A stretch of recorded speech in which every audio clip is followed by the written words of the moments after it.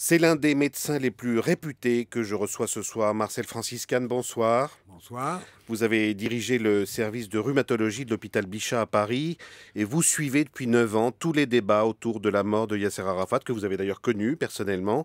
Et vous êtes l'un des rares médecins à posséder le rapport médical de l'hôpital Percy-Clamart, où le leader palestinien est décédé le 11 novembre 2004.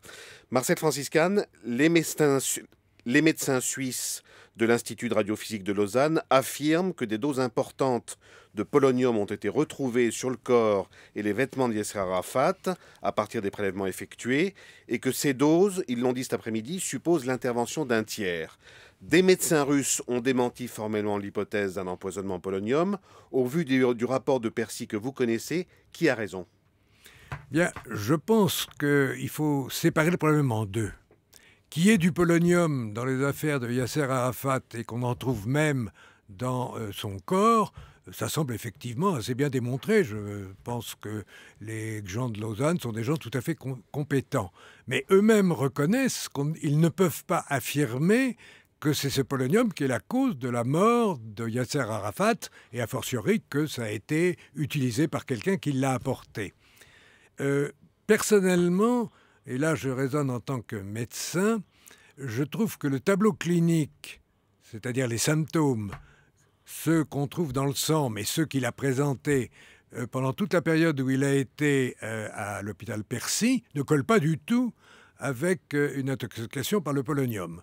On sait très bien ce que fait le polonium, on l'a su par la mort de ce Russe à Londres, qui avait perdu tous ses cheveux et tous ses globules blancs, et qui avait donc fait un tableau tout à fait typique d'intoxication par un radionucléide, en l'occurrence le polonium.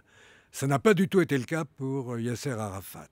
Yasser Arafat a gardé tous ses cheveux jusqu'au bout. Il n'a pas présenté de ce qu'on appelle une leucopénie, c'est-à-dire une baisse très importante des globules blancs.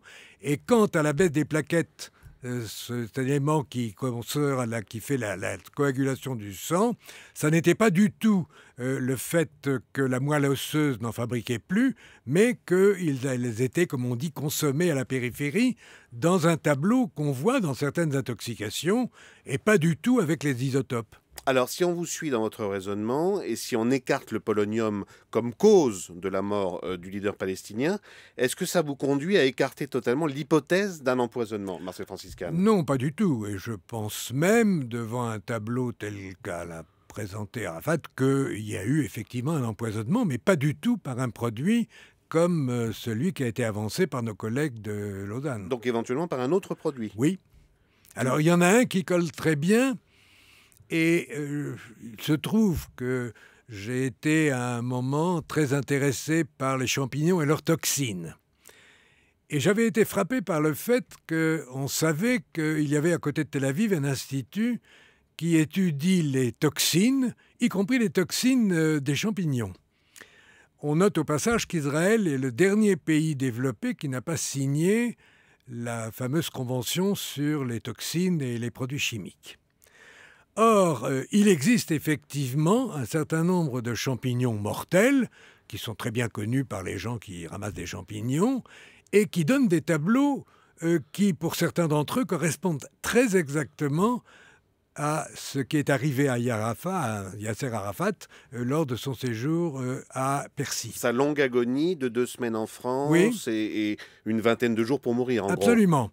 Les toxines d'un de ces champignons, ou des toxines proches, parce que ce n'est pas forcément la toxine même, a premièrement une durée d'incubation, c'est-à-dire entre le moment où on l'a administré et le moment où il y a les premiers symptômes, qui est très lente. Et deuxièmement, ça met très longtemps à tuer les gens. 15 jours ou 3 semaines, exactement ce qui s'est passé pour Yasser Arafat. Et les symptômes qui ont été constatés par nos collègues de Percy correspondent très exactement aux symptômes qu'on note lorsque des gens, par accident, ingèrent un champignon de ce genre. Mais la substance dont vous parlez, professeur, serait indétectable, ce qui expliquerait qu'elle ne figure pas ou qu'elle n'est pas remarquée ou supposée dans le rapport de Percy? Eh bien, à ma connaissance, actuellement, je ne suis pas sûr qu'il y ait des gens qui soient capables, surtout très longtemps après, de doser des restes de cette substance, de cette toxine. Parce qu'il y aurait éventuellement une évaporation avec le temps. Non, comme beaucoup de produits biologiques, avec le temps, ces produits biologiques se dégradent. Et au bout d'un certain temps, on ne peut plus les doser. D'ailleurs, pour les doser, il faudrait les connaître. Le gros problème de ces toxines que ce fameux centre qui s'appelle Nefziona, près de Tel Aviv, étudie, ces toxines sont extrêmement multiples. Ce n'est pas forcément une toxine, mais ça peut être toute une série de toxines. Et pour arriver à la doser, il faudrait la connaître. Il y a donc un cercle vicieux qui fait qu'on a beaucoup de mal à prouver quoi que ce soit. Marcel Franciscan, est-ce qu'on saura un jour la vérité, à votre avis? C'est pas certain. On ne le saura que d'une certaine manière si les anciens des services secrets, comme ça a été le cas au bout de nombreuses années, finissent par révéler un certain nombre de choses, simplement parce qu'ils veulent soit se dédouaner, soit effectivement se faire mousser un peu, pour montrer qu'ils ont réussi en quelque sorte un crime à peu près parfait. Parce qu'évidemment, on mesure la conséquence politique d'une telle hypothèse de l'empoisonnement. Et derrière ma question, il y a est-ce qu'on saura un jour qui sont les empoisonneurs éventuels? Alors, il y a une chose quand même qui est tout à fait intéressante. J'ai lu tout à l'heure que les Israéliens disaient que jamais, au grand jamais, Sharon, qui était au pouvoir à ce moment-là, ne voulait se débarrasser d'Arafat, qui voulait au contraire maintenir Arafat en vie. Or, comme elle a dit Shamir, pour le bien d'Israël, les dirigeants peuvent mentir. Or, en l'occurrence, on avait saisi, et ça a été même montré à la télévision française, dans une émission sur Histoire, que, alors qu'il pensait que les micros étaient coupés, Sharon, un interlocuteur américain qui était à côté de lui, n'a pas caché qu'il comptait se débarrasser sous peu d'Arafat, physiquement. Et puis il y a l'autre hypothèse, évidemment, d'un crime fratricide Alors, dans voilà. la mouvance palestinienne. C'est une autre possibilité. Elle me semble, en ce qui me concerne, beaucoup moins probable, mais enfin, on ne peut pas l'écarter complètement. Je vous remercie, Marcel Franciscan, et je rappelle que ce que vous nous avez dit ce soir s'appuie donc sur le rapport médical de l'hôpital de Percy. Merci beaucoup. On l'appelle l'hôpital Percy.